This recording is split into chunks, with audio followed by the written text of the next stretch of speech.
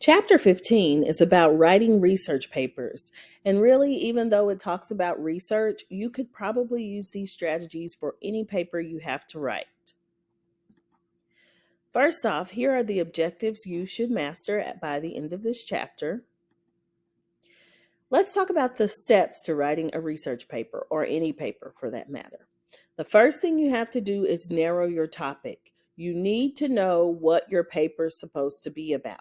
Most of the time, your teacher will give you that topic that you're supposed to write about, and then you have to explore to find information.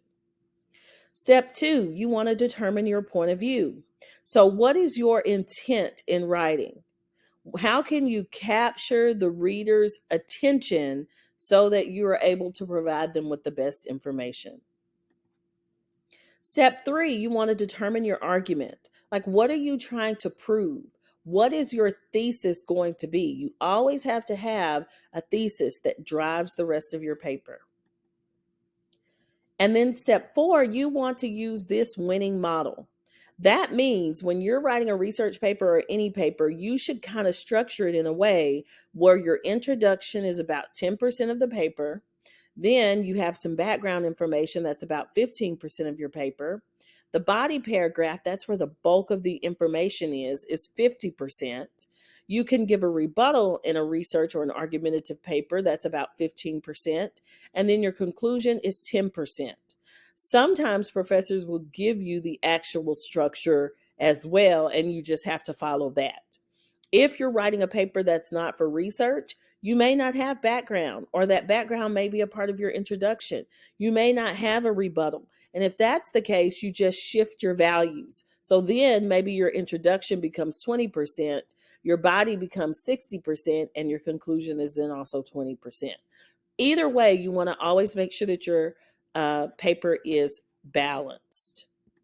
Here's an example of what that winning model looks like and how it could be structured for your paper. And then step 5 is you always want to proofread.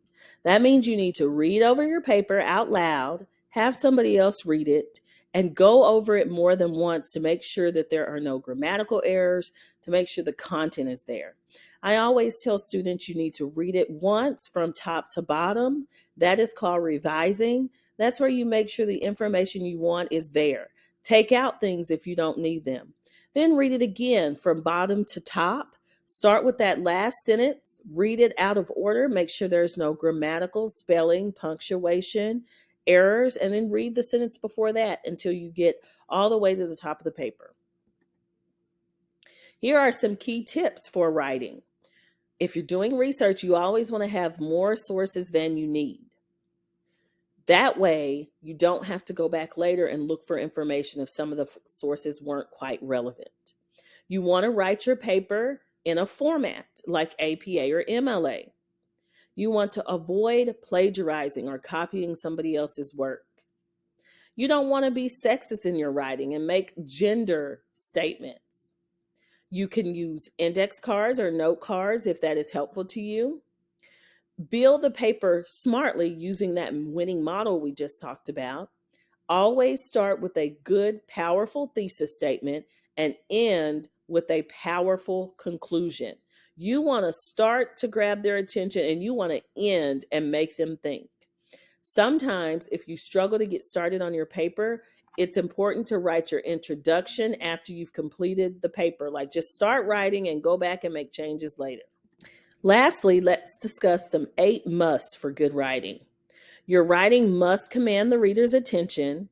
It must arouse interest in the reader. It must get the reader involved, like make them think. It should be reader-oriented, not writer-oriented. That means it should be written with readers in mind. It shouldn't be technical just for a writer. It should be clear and concise. So if your teacher says no more than 500 words, then you should be clear in 500 words. Even if you started out with 900, you have to take the things that are irrelevant out. It needs to have a conversational tone and use appropriate vocabulary. It needs to have useful information for the reader, and it should also impact the reader in some way. And that is everything you need to know about writing research papers.